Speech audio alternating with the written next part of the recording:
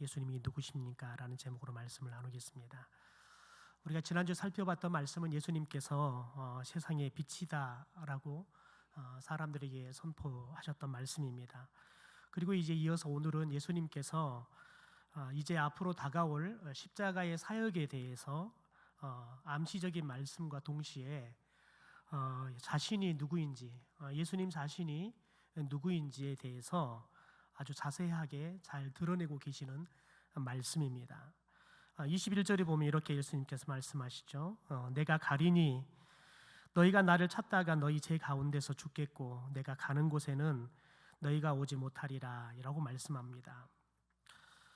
여러분, 이 말씀은 특별히 예수님께서 십자가의 대속의 사역을 마치신 이후에 부활하시고 그리고 다시 하나님의 보좌 우편으로 영광스럽게 승천하실 것이다 라는 이 예수님의 앞으로의 6개월 후에 일어날 십자가의 죽으심, 또 부활하심, 승천에 대한 말씀들을 특별히 유대인들에게 주고 있는 말씀입니다. 더 나아가서는 여러분, 예수님께서는 자신을 배척하는 사람들이 제 가운데에서 죽어서 자신이 가는 이 영광스러운 천국에 오지 못할 것이다 라고 경고하고 있는 말씀이기도 합니다. 여러분, 그런데 예수님의 이 경고의 말씀을 듣고 있는 유대인들은 말씀을 듣고 여러분 예수님을 비웃습니다. 그래서 22절 끝부분을 보면 예수님이 이 말씀을 어떻게 해석했냐면 그가 자결하려는가 라고 해석을 해요. 그가 자살하려는가 라고 해석을 한다고요.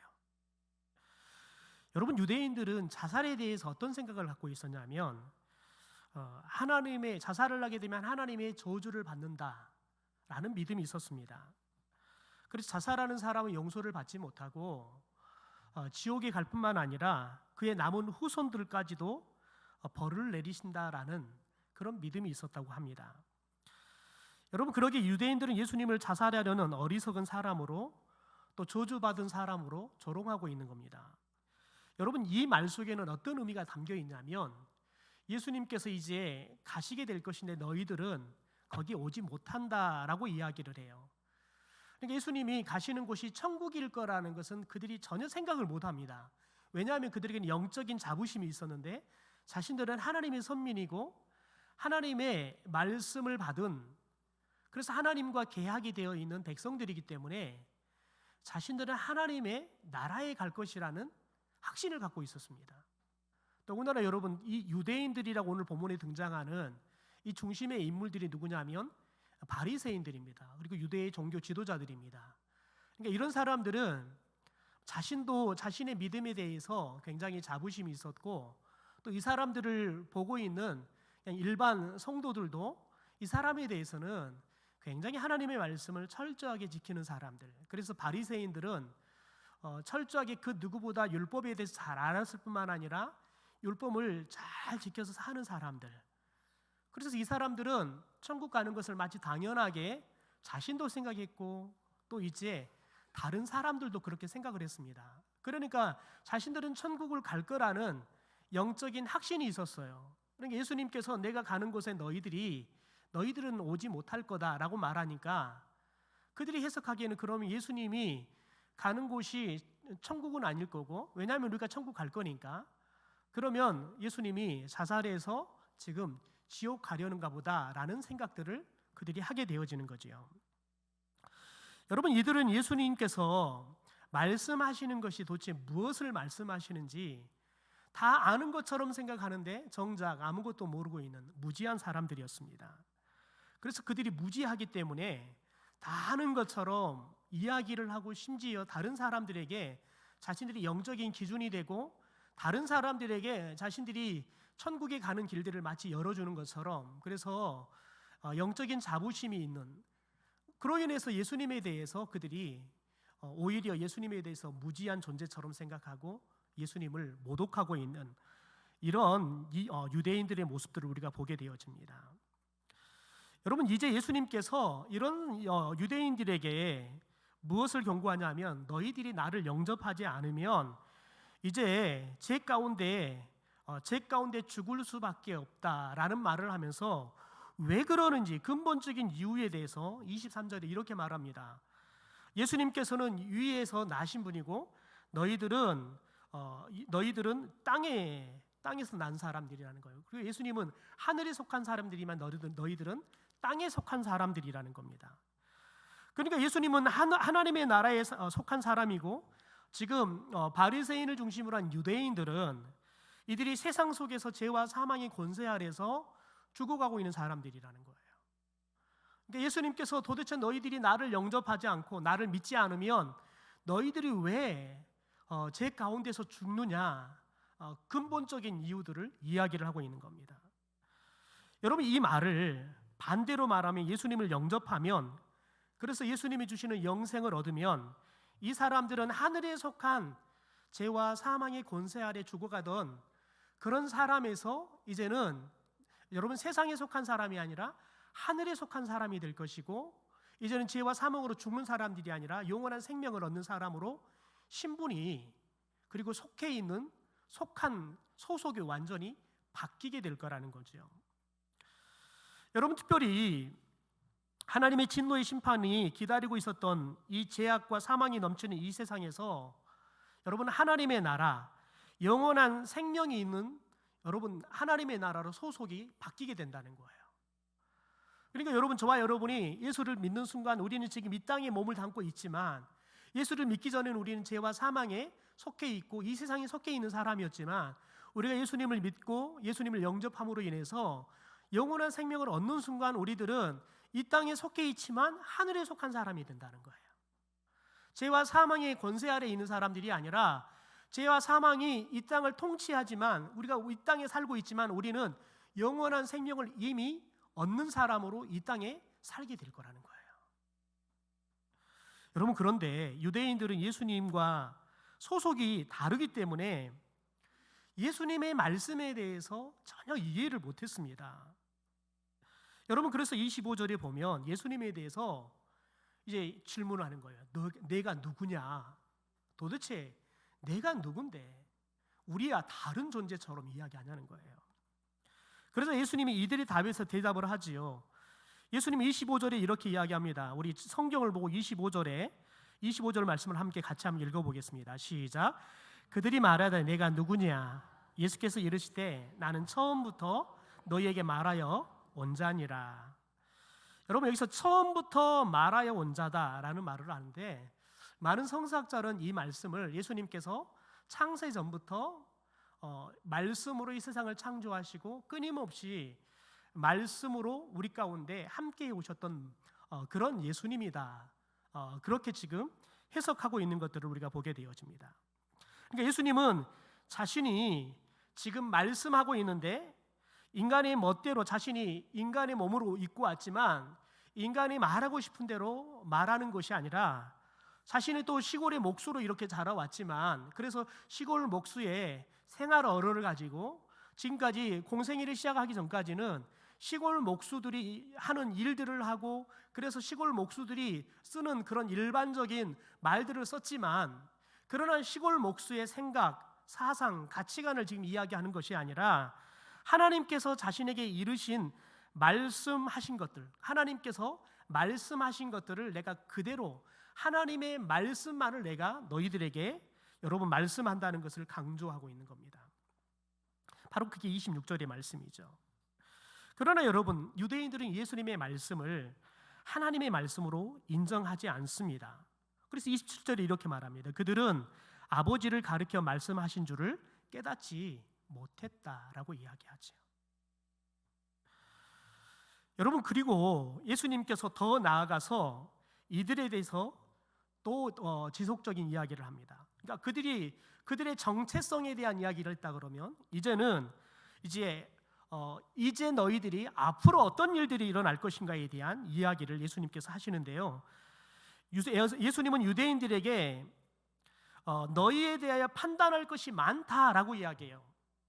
그러니까 예수님께서는 지금 이 유대인들에 대해서 하고 싶은 말이 많은 거예요. 그래서 주로 어떤 이야기냐면, 여러분, 이 유대인들은 죄와 사망의 권세 아래 있는 사람들입니다. 그러니까 그들의 죄에 대해서 예수님이 하나하나 따져 물을 것이 많지요. 그런데 예수님은 그들을 정죄하지 않고 예수님께서 뭐라고 말하냐면 내가 오직 하나님의 말씀만을 너희에게 전한다라고 이야기해요. 내가 너희들의 죄에 대해서 하나하나 다 이야기하고 싶은데 너희들을 정죄하는 데 내가 시간을 쓰는 게 아니라 하나님이 나에게 주셨던 그 말씀들을 내가 너희들에게 전하는 데 집중하겠다는 겁니다. 여러분, 예수님은 유대인들의 이 무지 그리고 교만함 또 죄에 대해서 여러분 그 누구보다 더 잘 아시는 분이십니다. 그래서 그들에게 낱낱이 하나하나 다 이야기하면서 그들을 여러분 비판할 수 있습니다. 그런데 예수님께서는 거기에다 시간을 쓰지 않겠다는 거예요. 왜냐하면 예수님께서는 재림의 예수로 올 때 반드시 그 일을 하실 거예요. 그러니까 그들의 죄에 대해서 예수님께서 따져 물을 것은 예수님의 사역 중에 반드시 하실 사역이에요. 그러나 지금 예수님께서 지금 초림예수로 오셔서 하시는 사역은 뭐냐면 그들의 죄를 용서하고 그들을 죄로부터 사망으로부터 구원하게 오셨습니다.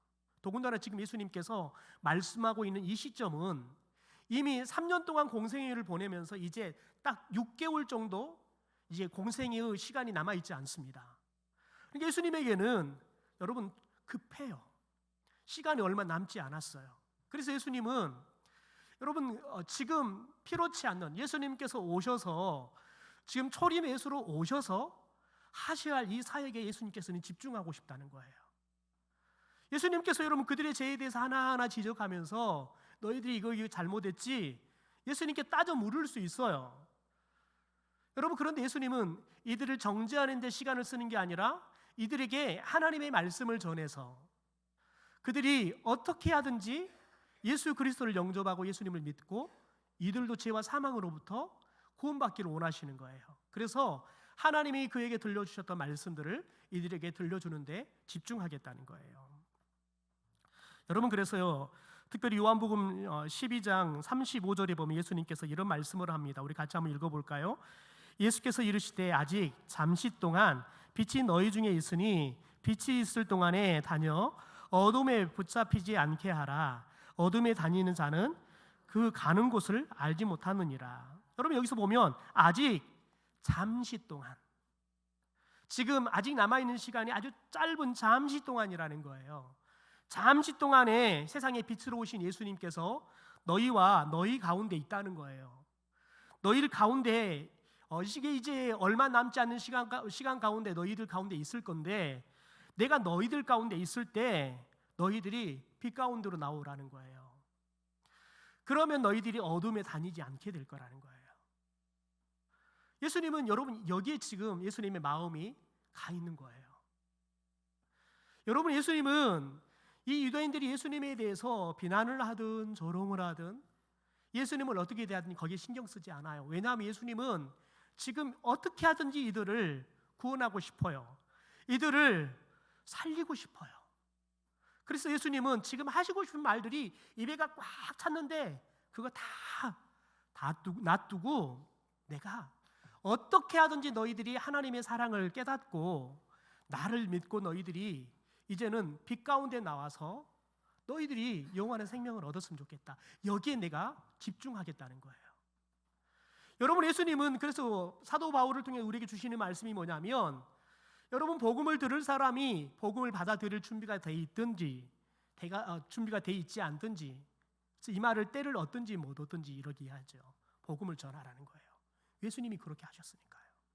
지금 이 유대인들은 예수님을 전혀 받아들일 여러분 준비가 돼 있지 않아요. 오히려 예수님의 말씀 하나하나를 다 비난하고 있어요. 조롱하고 있다고요. 여러분 그런데 예수님께서는 아직 지금 남아있는 이 짧은 시간이 아까운 거예요. 그래서 어떻게 하든지 너희들이 내가 빛으로 온 내가 너희들 가운데 있을 때 너희들이 빛으로 왔으면 좋겠다. 그러면 너희들이 어둠에 더 이상 다니지 않을 것이다 라고 그들에게 이야기하고 있는 거죠. 여러분 이제 예수님께서 그들에게 이제 다시 한번 마지막 말씀하시는 게 뭐냐면 그들이 언제 자신을 알아볼 수 있을지, 예수님의 마음은 지금 너희들이 나를 좀 알아보고 나를 너희들이 믿었으면 좋겠다라는 여러분 마음으로 이들에게 말씀을 하세요. 그런데 예수님은 이들이 언제 예수님을 알아볼지 이들의 미래에 대해서 이미 알고 있어요. 그럼에도 불구하고 예수님은 여러분 이들에 대해서 간곡하게 말씀하고 있는 겁니다. 그러면서 이제 예수님께서 이들이 언제 자신을 알아볼지 이렇게 28절에 말씀합니다. 여러분 28절의 말씀을 우리 성경을 봐볼까요? 여러분 제가 읽어드릴까요? 잘 봐보세요. 28절입니다. 이에 예수께서 이르시되 너희가 인자를 든 후에, 누가 인자를 든다고요? 예, 지금 말씀을 듣고 있는 유대인들이 인자이신 예수님을 든다라고 이야기해요.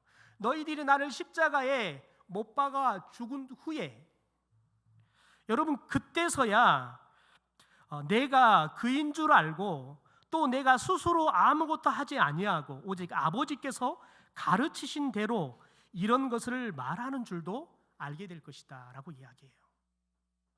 여러분 이 말 속에 우리는 이 유대인들이 지금 예수님께서 말씀을 이들에게 전해줘도 이들이 예수님을 알아보지도 못하고 예수님을 영접하지도 못할 것을 알아요. 여러분 그럼에도 불구하고 여러분 예수님의 마음은 너희들이 어쩌든지 너희들이 나를 알고 나를 믿었으면 좋겠다는 거예요. 여러분 예수님께서는 그런 간절함으로 실은 지금 이 말씀을 전하고 있는 겁니다. 여러분 생각해 보십시오. 예수님께서는 이미 요한복음 3장 14절에서 모세가 광야에서 뱀을 든 것 같이 인자도 돌려야 할 것이다 라고 이미 이 제자들 가운데 많은 사람들에게 예고를 하셨어요. 그런데 예수님께서 누구에 의해서 들릴지 예수님께서는 알고 계셨다고요. 여러분 그럼에도 불구하고 예수님은 이 유대인들에게 여러분 이 3년의 공생의 기간 동안에 가장 오랜 시간 그리고 가장 여러분 많은 말씀을 그들에게 들려주셨어요. 왜냐하면 예수님은 이 땅에 있는 단 한 사람도 예수님은 복음을 모르고 예수님을 모르고 죽고 가는 것을 원치 않으셨기 때문에 그렇습니다. 그게 예수님의 마음이에요. 여러분 그래서 예수님께서 실은 지금 이들이 예수님이 자신을 십자가에 못 박아 죽이고 난 다음에서야 자신을 알 것이다 라는 것들을 알지만 그럼에도 불구하고 이들에게 예수님께서 여러분 절박함을 가지고 간절함을 가지고 이들에게 하나님의 말씀을 전해주고 있는 겁니다. 여러분 그런데 여러분 예수님께서 그러면서 이들에게 뭐라고 말하는지 29절의 말씀을 우리 같이 한번 읽어볼까요? 29절 말씀 같이 한번 읽어보시죠. 시작. 나를 보내신 이가 나와 함께 하시도다. 나는 항상 그가 기뻐하시는 일을 행함으로 나를 혼자 두지 아니하셨느니라. 여러분 예수님께서 지금 왜 이렇게 지금 이 일을 하시냐는 거예요. 예수님께서 지금 자신을 십자가에 못 박아 죽일 이 유대인들에게 왜 예수님께서 이렇게 간절하게 이들에게 말씀을 전하느냐? 그것을 여러분 29절에 이렇게 말을 합니다. 나를 보내신 하나님이 나와 함께 하시는데 그래서 나는 항상 하나님이 기뻐하신 일을 행한다라고 이야기해요. 여러분 예수님은 하나님이 기뻐하시는 일, 하나님은 자신이 만든 모든 사람들이 여러분 다 구원을 받기를 원하세요. 그래서 여러분 그분이 사랑하시는 모든 사람들을 구원하시기 위해서 그의 독생자조차도 아끼지 않고 우리 가운데 보내주신 거예요. 예수님은 하나님이 여러분 얼마나 사람들을 구원하시는 것을 기뻐하시는지 아시는 거예요. 그래서 예수님께서는 여러분 예수님의 말씀을 듣지도 않고 깨닫지도 못하고 자신을 십자가에 못 박아 죽일 이 유대인들에게 복음을 전하는 것은 하나님이 가장 기뻐한 일이기 때문에 그래요. 여러분 때로는 우리가 복음을 전하다 보면 말씀을 이렇게 가르쳐주고 내가 전도를 해서 신앙훈련을 잘 시켰는데 어느 날 갑자기 나를 배신해요. 교회에서 일하다 보니까 저 사람이 어느 날 갑자기 나에 대해서 이상한 소문이 나는데 그 근원지를 찾아보니까 세상에 내가 전도해가지고 정말 내가 눈물 흘려가면서 그냥 주일이면 쫓아가가지고 차를 태우고 데려오고 안 오면 또 가서 식사를 사 먹이고 막 그러면서 애를 써서 이제 신앙 훈련을 잘 시켜서 이제 좋은 이제 믿음의 사람으로 세워놨더니 이제 정작 교회 안에 이제 자기도 좀 자리를 잡았다고 나를 공격하는 거예요. 여러분 그러면 사람이어서 마음이 낙담이 돼요. 여러분, 그래서 전도자들이 종종 전도를 열심히 해놓고도 낙심되어지는 이유들이, 내가 열심히 전도해놨더니 저 사람이 이제 믿음이 좋아졌다 했더니 믿음이 좋아진 게 아니라 오히려 나를 공격하는 사람이 돼서 내가 전도해도 내가 다 헛일하는 것 같대요. 내가 괜히 전도했나 봐요. 안 했으면 내가 이 꼴을 안 당할 건데, 여러분, 이런 낙담함이 든다고요. 여러분, 예수님이 그런 마음이 드실 수 있다고요. 여러분, 그런데 예수님은 자신을 십자가에 못 박아 죽일 유대인들이지만, 여러분, 그들이 자신에게 행할 일을 본 게 아니라 하나님이 기뻐하시는 일을 보신 거예요. 여러분, 예수님이 이 땅에 오시더라도 늘 집중이 어디 돼 있냐면 하나님이에요. 하나님이 뭘 기뻐하실까? 하나님은 나를 통해서 무엇을 말하기 원하실까? 하나님은 내가 누구를 섬기기 원하실까? 늘 거기에 집중되어 있었다고요. 여러분, 예수님은 철저하게 자신을 무시하고 때로는 자신에 대해서 공격하고, 여러분, 자신의 감정은 중요하지 않았다고요. 철저하게 자신을 죽였다고요. 여러분, 예수님께서 십자가를 져야 할 전날 저녁에 보십시오. 이 십자가의 고통이 얼마나 큰 건지를 아시니까 예수님께서 그게 하나님의 뜻인 줄 알지만 인간의 몸으로 입고 왔기 때문에 예수님도 여러분 고스란히 인간과 똑같이 고통을 느끼셔야 되는 거예요. 여러분, 죽음의 두려움들을 느끼셔야 되는 거예요. 그러니까 그게 하나님이 원하시는 뜻인지를 알지만 예수님도 선뜻 순종이 되지 않는 거예요. 여러분, 그래서 하나님의 뜻에 순종하기 위해서 예수님께서 하시는 게 뭡니까? 기도하시는 거예요. 여러분, 기도한다는 건 뭐냐면 예수님께서 공생애를 시작할 때 여러분, 예수님께 찾아왔던 게 뭡니까? 성령입니다. 여러분, 예수 그리스도 안에 성령이 오면서 성령이 충만합니다. 그래서 성령을 통해서 예수님도 하나님의 말씀만을 전하는 일들을 하게 되어지는 거예요. 여러분, 그래서 예수님이 오늘 보면 나를 보내신 이가 나와 함께하다. 그래서 나는 항상 하나님이 기뻐하시는 일을 했다. 왜냐하면 그분이 나를 혼자 두지 않았기 때문에 그렇다는 거예요. 여러분, 그러면서 그 증거로 30절의 말씀을 우리 가운데 이야기하고 있습니다. 30절 같이 한번 읽어볼까요? 시작. 이 말씀을 하심에 많은 사람이 믿더라. 여러분, 많은 사람이 예수님께서 지금 기적을 일으킨 게 아니에요. 죽은 사람을 살리는 게 아니에요. 그냥 하나님의 말씀을 그대로 전했어요.